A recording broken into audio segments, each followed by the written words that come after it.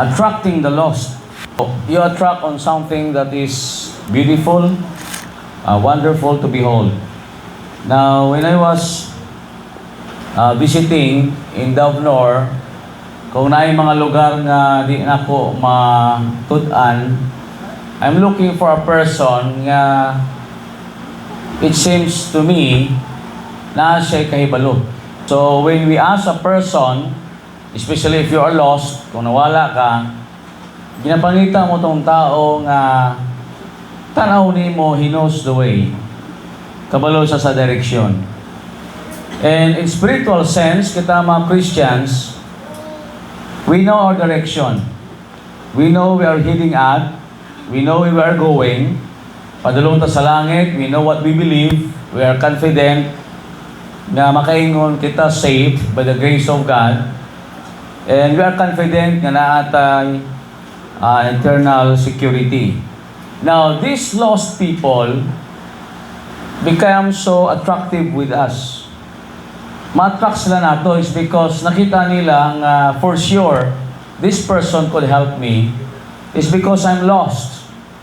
Now, especially for those people, makaingon sila, is it true? Tinood ba? Nga naadi ay gitawag kasiguruhan sa kinabuhing walay katapusan? Because for me, I don't know where I am going when I die. So, kita nga mga anak sa Diyos, we become so attractive. So, they will inquire, they will ask. Mabitaw sa 1 Peter 3:15, the Bible says, be ready to give an answer of a question na gina-ask ka nato with meekness and fear. So, makita sa Biblia, nga kining itawag natong being an attractive diay, dako ni siya nga panalangin sa mga wala pa sa Ginoo. Now, in this text, John 12:46, there is what we call darkness. Mabitaw din nato ma-appreciate ang light kung may darkness. Sa other countries, nakita nila ang solar eclipse. So kita din ngit-ngit mangyod kayo, sobrahan na po. But usually, ang light, ma-appreciate mo if there's darkness. Now, in the beginning, God created the heaven and earth. We Bereshith bara Elohim Hashemayim, we Irish in Hebrew. The Bible says that there was total darkness, and God said, let there be light, and there was light. Now in John 14:26, I am come, Jesus said, into the world, that whosoever believeth on me, Jesus, should not abide in darkness. Now wow, this is a promise. People commonly are afraid of the dark. Kita nga mga katauhan sa Diyos, we know who is the light, and that is Jesus. Now in the Old Testament, in Isaiah 42 verse 6, people of the book, which is the Israelites, gigamit sila sa Diyos nga maging kahayag. That's the first one that we can find. Concerning attracting the lost, God sent these Israelite people. Ingon sa Biblia, in 42 verse 6, I have called thee in righteousness, the Israelites, and will hold thine hand, and will keep thee, and give thee a covenant of the people for a light of the Gentiles. Now, who are these Gentiles? These Gentiles are those non-Jews. When we say Jews, these are the descendants of Abraham. But commonly, ascribe ni siya kay Jacob, which is later on nagiging Israel. So the nation of Israel, nga atong maminawan karon sa mga balita, mo na siya ang ginahisgutan, same nation. And Gentiles, it refers to also to the non-believers, the heathen. If the Jews were called the people or the chosen of God, the Gentiles are the opposite. So they were pagans. Ang gitawag ni silang mga katauhan nga wala kaila sang isa ka Dios. Hear you Israel, our Lord is one Lord. Now, they are the light of the Gentiles. So they were so attractive. Even today, look at the Jews. They are called the start-up nation, ang nation ng Israel. These Jews, gitawag silang innovative people. And of course, look at your gadgets. Uguban pa. In fact, halos ang Nobel Peace Prize ng mga winners, mga Jews. So we can see that these people, God used in order for Gentiles to be won to God. Now, in the book of Romans, Paul said, what is the advantage of the Jews? Much in every way.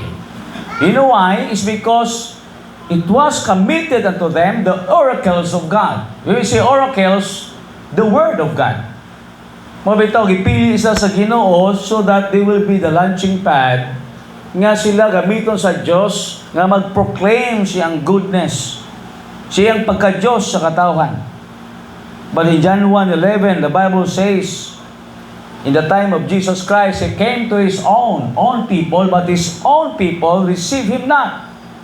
That's why in verse 12, but as many as received Him, to them give He power to become the sons of God, even to them that believe on His name. Now this is the Jews. They were the light. Mabitaw ni sa to ang pagkristuhan nga panglakaw, ang Ginoo gyud naghatag og gitawag nga kahayag. Ang pulong sa Dios nahimo po siyang kahayag. Thy word is a lamp unto my feet and a light unto my path. The Israelites were the light for the Gentiles. And it served its purpose for the meantime. That's why in the book of Matthew, which we will discuss also later, no man will put the light into the bushel o diya sa ilalom, dito gini sa taas. Look at the lights. Kay muhatag gini siya og radiance, muhatag og kayat. Now the second thing that we can find attracting the lost is not only the Jews but also in the person of Jesus Christ. In the Jewish nation, it was culminated in the time of Jesus. He was called the light of the world. Jesus Christ said in John 9:5, as long as I am in the world, I am the light of the world. So I, first person, singular, it refers to Himself. Ako ang kahayag sa kalibutan. Mabitayin mo sa Bible, sa diyang kita nagdawat kang Jesus Christ as our Lord and personal Savior, we were delivered and we are passed from death unto life. Same is true with darkness to light. Now, who is this Jesus? This Isos in Greek. He is the Savior. Now, sa Hebrew, Joshua. He will deliver us. Now, this is the message nga ginapaabot sa mga katauhan sa Diyos nga moabot the Messiah, the Christ or the Anointed One nga maghatag og kahayag sa kalibutan. Once again, Jesus said, as long as I am in the world, I am the light of the world. During His time here on earth, He was so attractive. Why? First, because of His miracles. Si Jesus Christ nag-aayos sa mga buta, sa mga bungol. Even the paralytic, kaya niya pabarugon. Even the dead, He could raise it. And He was so attractive to the lost.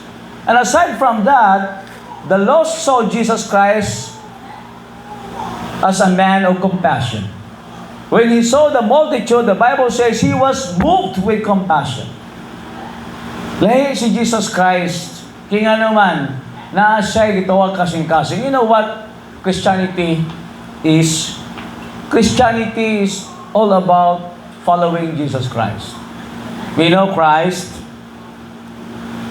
plus the iyan, it means one who belongs to Christ. So, Christianity, it means love. Si Jesus Christ, lahi yun ang iyang katudloanan. He said, love your enemy. Pray for them that despitefully use you, nor persecute you. And He was so attractive. The lost wanted to eat with Him. He wants also to eat with Him. That's why He wants also to eat with them. That's why those Pharisees O ang mga publicans, gisaway siya, why did you eat with the sinners? Muna susot ni Jesus Christ in the parable of the sheep, the parable of the coin, in the parable of the son, gipasabot niya nga the Son of Man is come to seek and to save that which was lost. Why? Because Jesus has compassion to the lost. He was so sincere. Mamagitan sa iyang kinabuhi while He was here on earth. Wala siya naghununa siyang kaugalingon. Gihununa niyang katauhan during His time. Now kita, gihununa ta before the world began, ang Diyos naghununa kanato. He is reaching us. Ngayon sa Biblia, He came to seek sa pagpangita and to save sa pagluwas sa mga nangawala. Now, sa Bible, all we like sheep have gone astray. We are also lost. Wala tayong padulungan.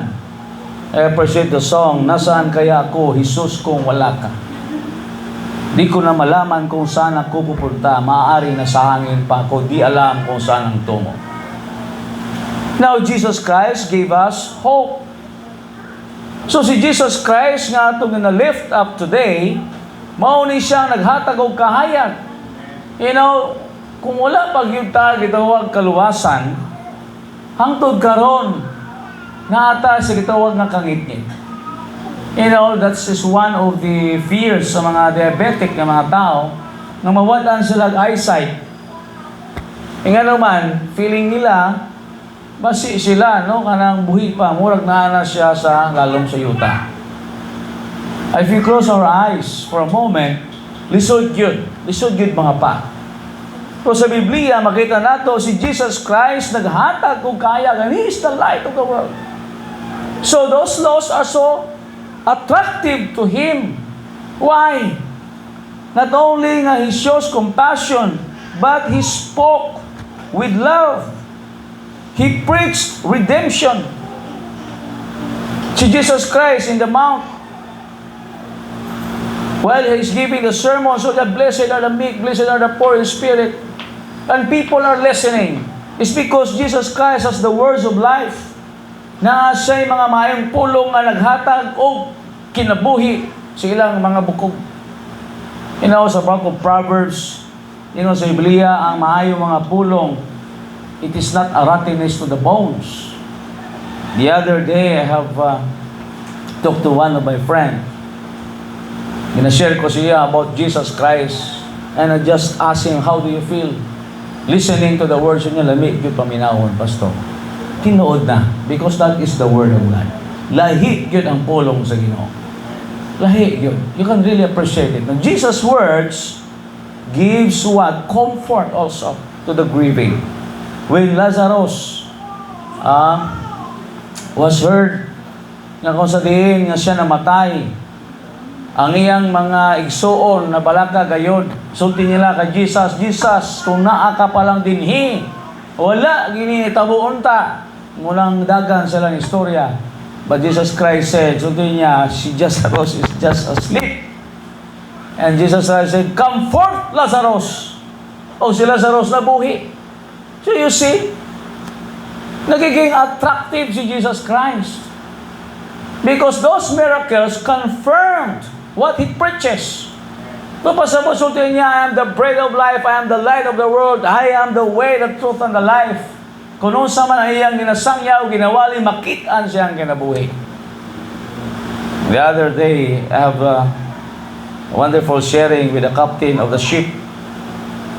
Ang iyang yun na maglisog yung siya sabot kay nasa kapitan, nagpababul study.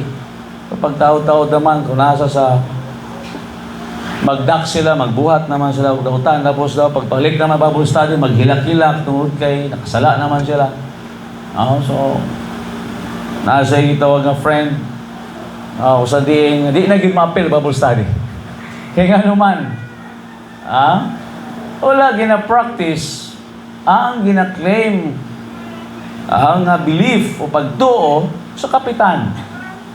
But Jesus Christ, sa iyang panahon, na gitawag nga harmony. Makitaan siyang kinabuhi ang iyang giwali. And He was indeed the light of the world. So, the lost was so attractive to him. The third one that we can find in the verse of Scripture, not only the Jews were the light to the Gentiles, and Jesus Christ is the light of the world. But here we can find the third one, that we Christians, the followers of Christ, are the light of the earth. The Bible says here, followers of Jesus, ye are what? The light of the world. A city is set on a hill cannot be hid. Makita niyo lang mga syudad nga naay taas nga elevation, pila ka feet above the sea level. Pag ang usa ka syudad nga daghang mga lights, hayag yun. If you can see the logo of Blessing MBC, that's what it means. Nakita nyo na marag Bible, but that is mountain, a city or a hill. And there was a city. Wala nyo pala sabta ng logo hangtod karon. Oh, nakita nyo marag nag-shine. That's what it means. A city on a hill cannot be hid. It symbolizes Christians that we must be the light of the world. But sad to say, sometimes it does not reconcile. God saved us for a purpose. That's why a lost nga tao nangita ka nato og tubag, nagtan-aw sa atong kinabuhi. Gusto nila nga makit-an sa atong pagkinabuhi, nilihukan, sinina, inistoryahan ang pagka-Kristohanon o pagkasusama ni Kristo. Yes, of course, we are not perfect. But we are now different. Sa diyang gidawat nato si Jesus Christ, natong Lord and personal Savior, God changed us from within. Mabitaw na nga sa without, makitaan sa atong binuhatan. Lahi ng pananaw nato sa atong kagalingon because we are now the temple of God. Templo to sa Diyos. Galatians 2:20, Paul said, I am crucified with Christ, nevertheless I live, yet that I. Di na ko nagkinabuhi sa akong kagalingon. And we are the light of the world. And we must be attractive to the lost. But we are driving them away. Ang atong mga silingan, higala, kahila, kauban sa trabaho, di yun nato sila ma-attract. Kaya ano man, it seems na there is no difference. Wala may kalahian. If I say bad words, they also speak bad words. Kung makako, bakakunan po sila. So what the difference? That's why God said, Jesus said, ye are the light of the world. Jesus is the light of the world and we are also the light of the world. We must be attracted in our deportment. Kamusta ba ta sa atong itawag trabahuan? Kita ba naging kahayag? Kita ba naging asin? If you look at the following verses, you are also the salt of the earth.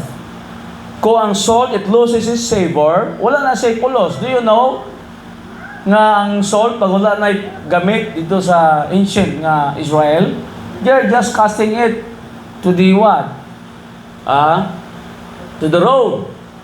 To be trodden by men. May na lang, makadugang-dugang no, sa pag-level up sa dalan, to pave the way. Pero walang primary purpose. To give season. So wala na itawag nga lasa. Paso may matingala ta, ano, mag-share ako sa gospel, ano, magkaya mo to? Anong di man siya maminaw?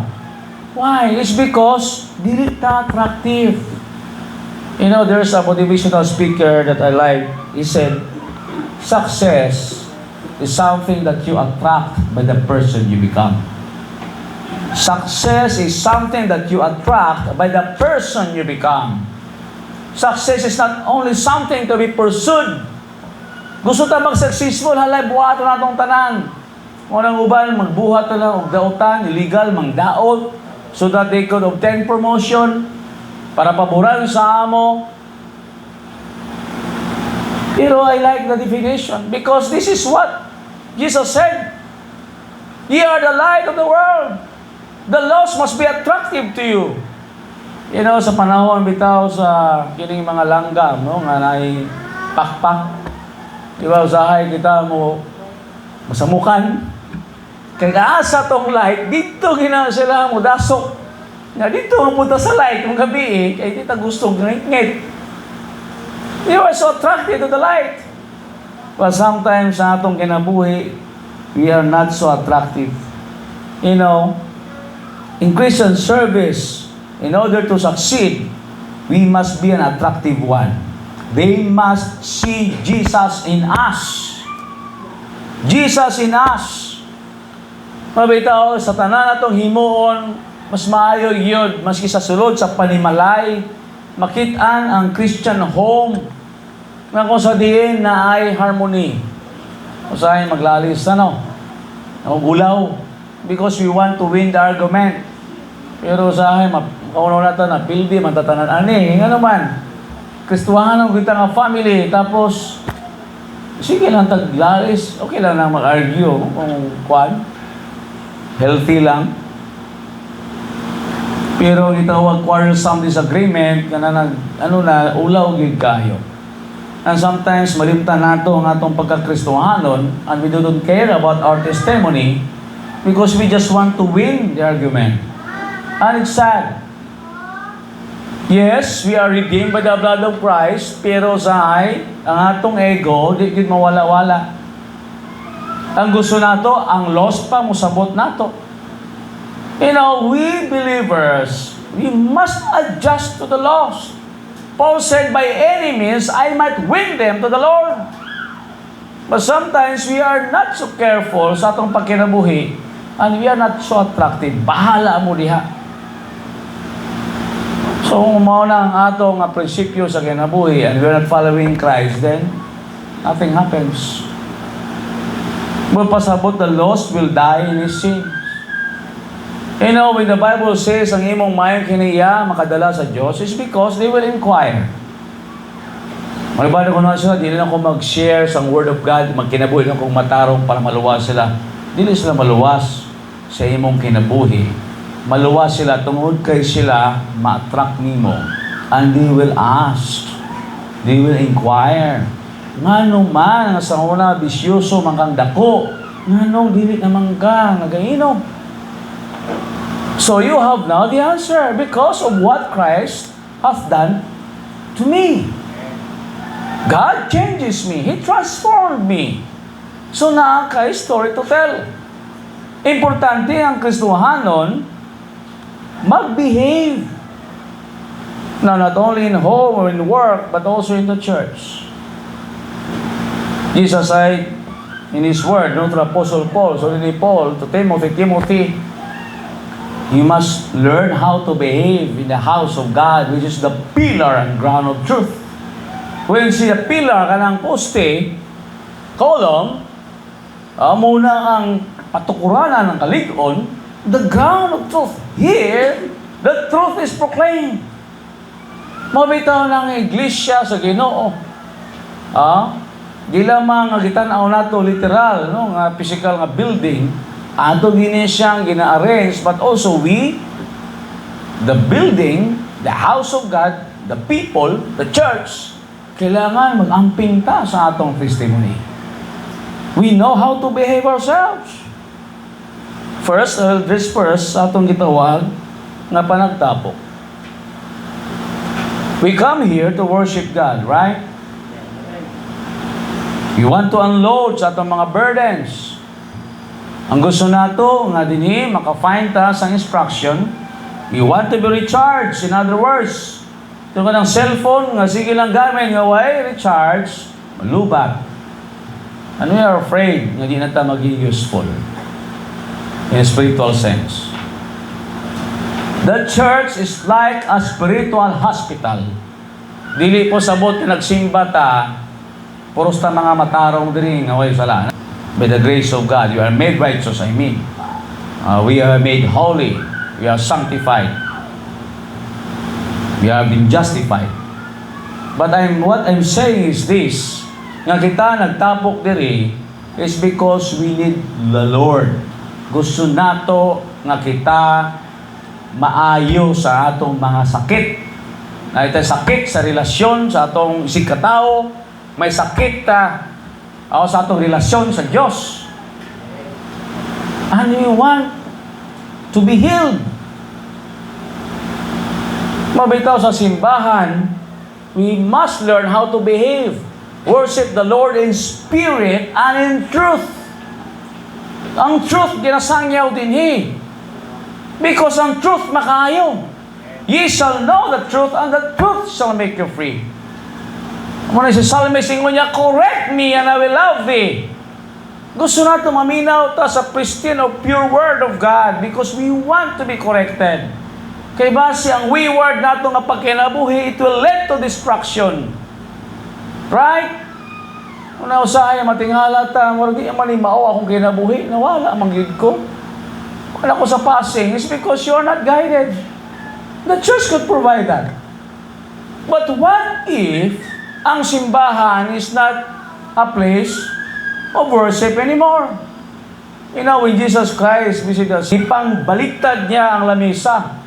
Nagsuko siya, pero wa siya nagpakasala. So, this is not the house or the den of thieves. This is the house of prayer. Some go to church just for a talk. Some go to church just for a walk or routine. And if you worship God, when we go to church, we must focus on God. Mabitaw ni nga nung ga-rehearse ta, nga nung ga-practice yun, kinapino nato. And we want to give God the best shot. Kaya naman, through songs, we convey messages. Na atay congregational hymn na yung mga solo. And we don't want distraction. You cannot focus. What's the use? Pabitaw na sa mga music, ginabagay yun na siya. Dapat walay out of tune, tapos ginakuan ang volume, walay mulabaw, tapos ang boses mugawas. Okay, what's the use of those? Kung di masabtan ang mensahe, it's just a noise. It's no longer a music. So when people are listening, they will be blessed. Amen? Ma-bless sila kay Diyos. Some of those people are broken-hearted. Gusto nila sa comfort. Pero kung out of tune, no? Unang kita, no? May kita na ito may mag-solo, di na punta mga apil kanta. Solo man na. Kung choir, apil kang choir. So di na mga apil kanta, kay choir man na. So kung congregational hymn, kanta tatanan. Amen? Congregation sing. Di nga pa congregation, di mo kanta. Pag mag-solo mo, apil sa kanta. Oh. Because some people are listening. They want to be blessed. Oh? Quit moving. Quit moving. Ayaw sila kaulakaw. Kaya nga naman, you will be a distraction. Stop talking. You know, gamay lang panahon sa uban, no? Gihatag. And they go to church because they want to be informed. Mabitaw nga sa simbahan, no, lahit din siya nga lugar. Lugar ni siya nga makapuhulay mong kalag. Lugar nga kung sabihin, makamuni-muni ka ba? Oh, and there is a place nga filled with people, God's people nga maka-encourage kanimo. Ang ilang presence makadasig. Go-observe kay kauluya ka, if they are singing with joy, madala ka. Amen? O, mo nang gusto ginato nga sa simba, pinasahi. We'll do our best. Kasi this is for the glory and honor of God. Let all things be done decently and in order. Gusto sa Ginoo. Muna kung wala ka ka-practice, ayaw na lang tugtog ka ka-practice, kaya we will bring discord. Ha? Makanta ta, ma-practice po ta. Bago ta, bala na mayabag ta, tapos nag-practice ta. Kaya naman, this is for the glory of God. You see? We must know how to behave.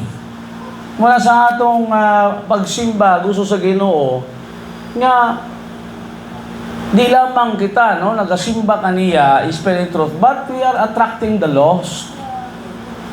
Not only nga nag-worship ta sa Diyos, na ate mapupo pag-uli, mag-bless ta, panalanginan ta, ma-recharge sa spiritual, but we must consider others, especially the lost. Kaya nga naman, every time that there is a preaching of the word, there must be a gospel that must be planted. Nga importante, masabtan lang gospel nga si Jesus Christ na matay para sa inang sala. Di pinagi sa buhat, pinagi sa pagtuo.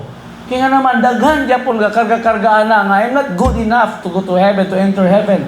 Pero wala nga nasabtan, it is by grace through faith. Paano na masabtan ni Saba ta? Saba. So, the lost, na-lost. Lost na gani sa nawala pa isa sa mensahe. You know, first impression lasts. Gusto nato no nga ang kalagbang kapangita. You know, if you are a seeker, the Lord will send you to a place na magkaplagan mo siya. You remember the Macedonian call? Ang Macedonian call, si Pablo gipadala sa Diyos sa dapit nga to. Hinaay seeker eh. I do believe ka na nag-adto sa tong simbahan. Ginapadala po na sa Ginoo. Kaya nga naman, dili makadungog sa sakto nga doktrina, sa sakto nga paghigugma, sakto nga direksyon. Dili nga false hope ba, pseudo. Nga manhatag ka, imong tithes offering, kanta ka para maluwas. That's wrong. Nagsimba ta diri, to nagpasalamat ta kay kita luwas na. Kita dinhi ang ayaw instruction kay gusto ta magbuhat sa mayang binuhatan, kay gipangga nato ang Diyos. So that's it. Twofold. To worship God, and also it is an avenue where the lost can find Jesus. So this must be a place, no, nga dili siya entertainment. This is a place wherein we disciple people, no, nga kung sa din maka-learn sila sa truth. Dili ni sama sa school, dili niya sasama sa unsa diya nga institution. This must be different. We sing praises to God, we pray. So when somebody prays, listen, do not talk. Sa school, ginako ng mga estudyante, paminaw yun, ayaw sa amukuan, ayaw istorya, minaw yun, sincero kita. Mga kaalam si Ginoo, tapos i-pray nato atong ginikanan, nangitag kwarta. Protection. Tama? Kaya naman, dili sa yon. Kita dili, pero sila dito. Ang gusto nato kita ma-disturb. Kung may isa ko kasyente, duol siya, pastor, emergency. May anxiety disorder. So, daghan mga factor. So, sa atong kinabuhi, gusto sa Ginoo nga maging attractive ta. Nga those lost can find a refuge. You know, the church is also a rescue station. Na kung sa din ma-rescue ang mga wala sa Ginoo. Na dili makita nila ang brethren nga nahigugma nila na balaka, can pray, and could listen. And we want to be what? A channel of blessing. Dili nga pinaagi sa itong kinabuhi. Ang expectation ba? You know, some are saying, I don't want to go to church kaya makasala lang ko. Mas maya pa dito ko sa balay. Kasi sa simbahan, daghang hindi ko mabantayan. And sometimes, it's true. Okay, pabot sa simbahan, ibig nga makapaminaw, makapamalandong, dili na noon, mag-distract. Listen, mga igsoon, magbantay ta. Sometimes we have put too much value on our right. Tama, pero we are not careful nga there is a loss nga nakapaminaw. Careful ka na. Because we are the light of the world. Kita man ang nakasabot, kita mo adjust. Kung kisa ang hamtong sa pamilya, siya mo adjust. Dili nga itolerate ang mali. Pero ikaw na lang mong sabot.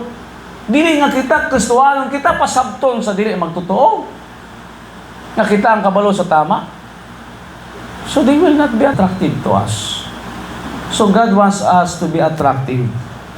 Nga kung sa din makitaan si Jesus, balik ko na ako, they are not perfect. We are trying to be near to the standard. That's why things we are doing it with consistency. Kung saan na may kulang karong Domingo, next atong papanindoton, next na panindoton. Na it takes commitment. Dili lang kung musician ka, adto ko lang kay gusto ka magtugtog, guguan diya, tapos ang grupo, no, di na mo tagaan pagpahalaga niya, maglisod. Kailangan gina siya, kanunay, perfection, excellence, kung mahimo. No? For the glory of God. Because we are conveying message here. God wants us, no, to be attractive.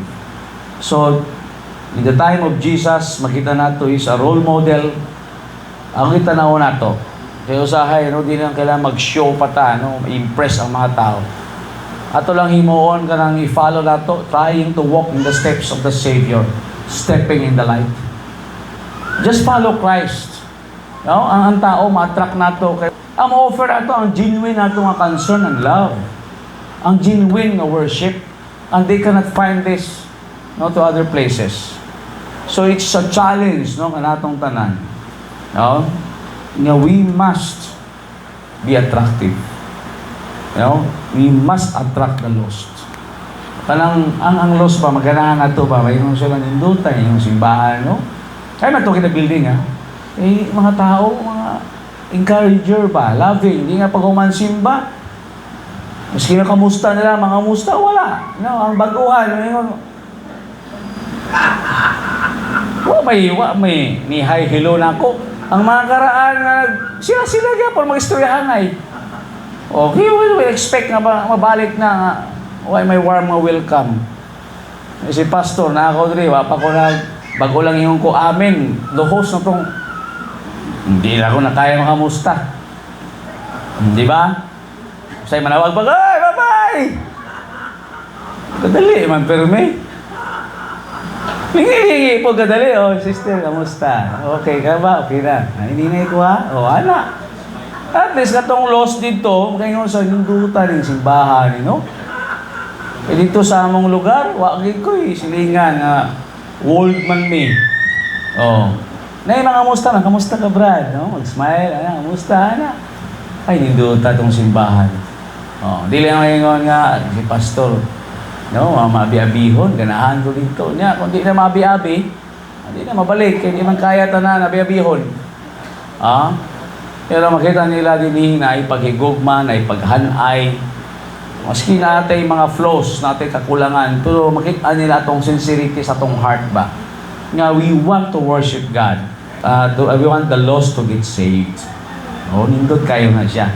Nagaunaw ta mga Lord, sa nagalingkod ta, nagawali si pastor, akong friend, unta, maksabtan niya, ang tinuod na kaluwasan. Akong tanong nga, may problema nga akong silingan, didala ko diri, maksabtan niya, kasi Jesus di ang tubad. Manindog ta palihog. This is an invitation for you, as we sing the song, I Surrender All. If you are not yet sure na ikaw heaven bound, si Jesus Christ ang way. He's the light. You will never walk in darkness. Kung ngit-ngit pang imong padulngan, si Jesus Christ ang tubag.